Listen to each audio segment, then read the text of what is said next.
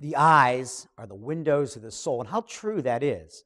I mean, when we relate to people, we look at their eyes. We look at them to see if they're happy, if they're sad, if there's something going on that, that we don't know about, if they're quizzical, if they're funny, if they're doing anything in their life that's important. We make eye contact with people. Well, when you get older, sometimes it masks that feeling of joy that you have by looking in somebody's eyes. You wake up and you see the hound dog look with the skin hanging down laterally, or you get the bags underneath your eyes. Sometimes those bags are so big you can carry your lunch in them. What do you do then? What do you say and what do you do? And that's what people come into me and say, hey, doc, I look older. People look at me and say, are you tired? And this is what we hear when people want their eyelids done, or what we call a blepharoplasty. And let's talk somewhat about eyelid surgery or blepharoplasty surgery. Now, in crow's feet, if people just have crow's feet, we tell them, listen, all you really need to do is perhaps inject some Botox. It'll help those lines go away. Or if you have little fine lines and no bags, we can just laser those, what we call a laser, a CO2 laser, just to take away those little fine lines. But when the skin is drooping, when the fat is poking out and it makes you look tired, a blepharoplasty is in order. Let's talk about the intricacies of how we do blepharoplasty surgery. Well, the first thing we do is evaluate a patient. We look at the patient and explain to them exactly what they can expect with this. Once again, this is a surgery that we'll do with a patient not asleep but under a sedation, where they'll know they're in the OR but not care, not wake up and know where they've been and really not have any recollection of what happened to them. We measure the fold on the upper eyelid for upper eyelid skin, and we see the first line, which is called the superior tarsal fold. And then we measure the exact amount of skin that we need to take off. Most women come in and say, Doc, I can't put my makeup on anymore. I can't do it because it messes up every time I let my eyelid down. It messes up my eyelid skin.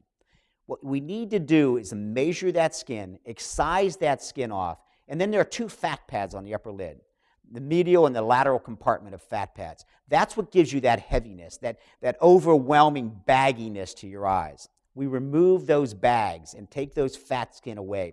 We redrape it and reshape it and take away the loose skin and literally lift the skin up to give you a more wide-awake look. On the lower lid, we actually hug the lash line, what we call a subciliary incision. And then we flip the skin down, exposing 3 fat pads there. The bulges that you see underneath your eyes, the dark circles, are usually a remnant of those fat pads coming through and laying too close to the skin. What the light does then is bounces off those fat pads and gives you a shadowing, a heaviness to your eyes. So what you have to do is take those fat pads out. Take out what we call that herniated fat pad. We've all heard of a hernia. A hernia is when you get a tear in a muscle and something pokes through. Well, the same thing happens to your eyes. You get a little herniation, what we call the orbital septum, and the fat pad pokes through and it lies too close to the skin and gives you that heaviness. We have to take that fat pad out. We have to redrape it, reshape it so that your eye looks smooth again, that you don't have the bump underneath there. Eyelid surgery is painless surgery. You come in the morning and you go home that night. You can put some ice packs on it, and we tell the patient, don't do any lifting, any exercising. Just take it easy for a few days after surgery. The skin there is the thinnest on the body. The sutures literally can come out in 4 to 5 days because it's such thin skin. Now, if you have different problems with your eyes, there are other ways to correct this in addition to blepharoplasty surgery. We talked somewhat about Botox, where you can take away the little fine lines and laser resurfacing. But when patients get older and they get a hollowing to their eyes, we can actually fill in that hollow, that skeleton look, with fillers like Restylane or Perlane that allow us to give a nice smooth line to what we call the nasal jugal groove, or underneath the area of the eye. Eyelid surgery is one of the most corrective surgeries we see. In fact, in men, it's probably the most prominent surgery that we see men coming in for cosmetically.